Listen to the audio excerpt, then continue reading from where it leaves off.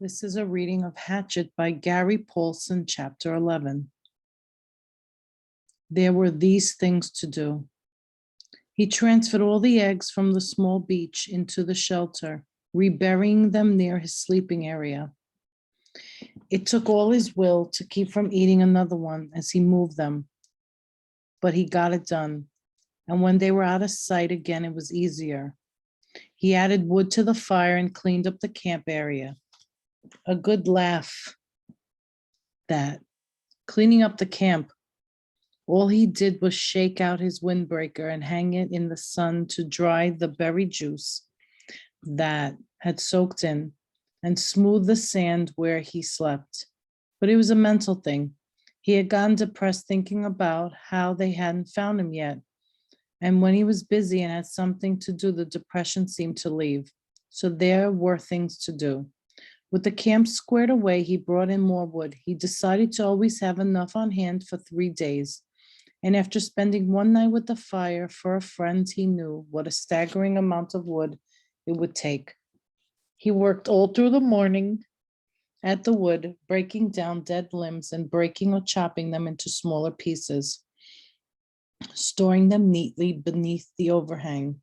He stopped once to take a drink at the lake, and in his reflection, he saw that the swelling on his head was nearly gone.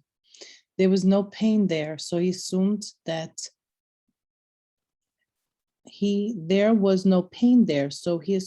had taken care of itself. His leg was also back to normal, although he had a small pattern of holes, roughly star-shaped where the quills had nailed him. And while he was standing at the lake shore taking stock, he noticed that his body was changing. He had never been fat, but he had been slightly heavy with a little extra weight just above his belt at the sides. This was completely gone, and his stomach had caved in to the hunger, and the sun had cooked him past burning, so he was tanning. And with the smoke from the fire, his face was starting to look like leather. But perhaps more than his body was changing, was the changing in his mind, or the way he was becoming. I'm not the same, he thought. I hear differently. He did not know when the change started, but it was there. When a sound came to him now, he didn't just hear it, but would know the sound. He would swing and look at it, a breaking twig, a movement of air, and know the sound as if he somehow could move his mind back down to the wave of sound, to the source. He couldn't know what sound was before. He quite realized he had heard it. When he saw something, a bird moving a wing inside a bush or a ripple on the water, he would truly see that thing, not just notice it as he used to notice things in the city. He would see all parts of it, see the whole wing, the feathers, see the color of the feathers, see the bush, see the size, shape, and color of its leaves. He would see the way the light moved with the ripples on the water and see the wind make the ripples and which way that wind had to blow to make the ripples move that certain way. None of that used to be in Brian, and now was a part of him, a changing part of him, a grown part of him. And the two things, his mind and his body, had come together as well, had made a connection with each other that he didn't quite understand. When his ears heard a sound or his eyes saw a sight, his mind took control of his body. Without his thinking, he moved to face the sound or sight, moved to make ready for it, to deal with it. There were these things to do. When the wood was done, he decided to get a signal fire ready.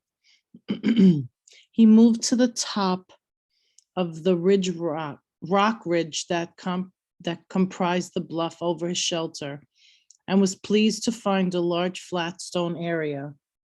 More wood, he thought, moaning inwardly. He went back to the fallen trees and found more dead limbs, carrying them up on the rock until he had enough for a bonfire. Initially, he had thought of making a signal fire every day, but he couldn't. He would never be able to keep the wood supply going.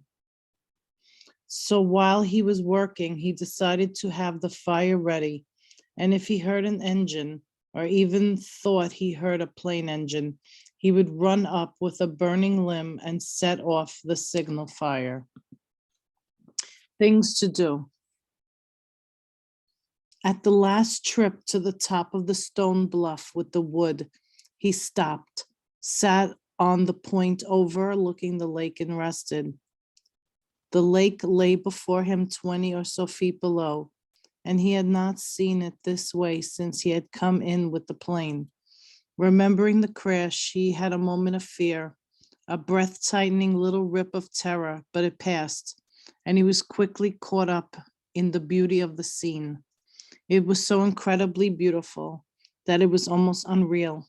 From his height, he could see not just the lake, but across part of the forest, a green carpet, and it was full of life, birds, insects. There was a constant hum and song. At the other end of the bottom of the L, there was another large rock sticking out over the water. And on top of the rock was the snaggly pine, had somehow found food and grown bent and gnarly. Sitting on one limb was a blue bird with a crest and sharp beak, a kingfisher. He thought of a picture he had seen once, which left the branch while he watched and dove into the water. It emerged a split part of a second later. In its mouth was a small fish, wiggling silver in the sun. It took the fish to a limb, juggled it twice, and swallowed it whole. Fish! Of course, he thought. There were fish in the lake, and they were food. If a bird could do it.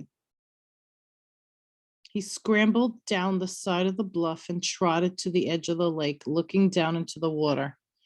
Somehow it never occurred to him to look inside the water, only at the surface. The sun was flashing back up into his eyes, and he moved off to the side, took his shoes off, and waded out 15 feet. Then he turned and stood still with the sun at his back and studied the water again. It was, he saw after a moment, literally packed with life. Small fish swam everywhere, some narrow and long, some round, most of them 3 or 4 inches long, some a bit larger, and many smaller.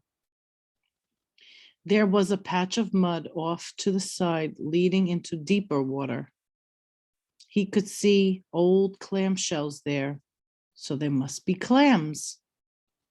As he watched, a crayfish looking like a tiny lobster left one of the empty clam shells and went to another looking for something to eat, digging with his claws.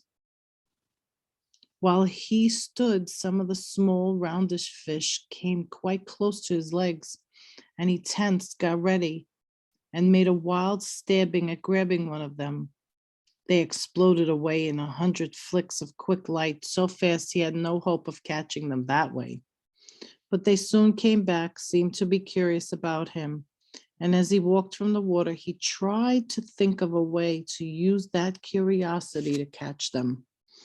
He had no hooks or string, but if he could somehow lure them into the shallows and make a spear, a small fish spear, he might be able to strike fast enough to get one.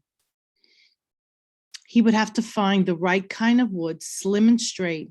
He had seen some willows up along the lake that might work, and he could use the hatchet to sharpen it and shape it while he was sitting by the fire tonight.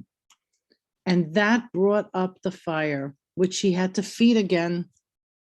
He looked at the sun and saw it was getting late in the afternoon. And when he thought of how late it was, he thought that he ought to reward all his work with another egg. And then made him think of that some kind of dessert would be nice. He smiled when he thought of dessert. So fancy. He wondered if he should move up the lake and see if he could find some raspberries after he banked the fire. And while he was looking for the right wood for a spear wood, he thought, it all rolled together, just rolled together and rolled over him. There were these things to do.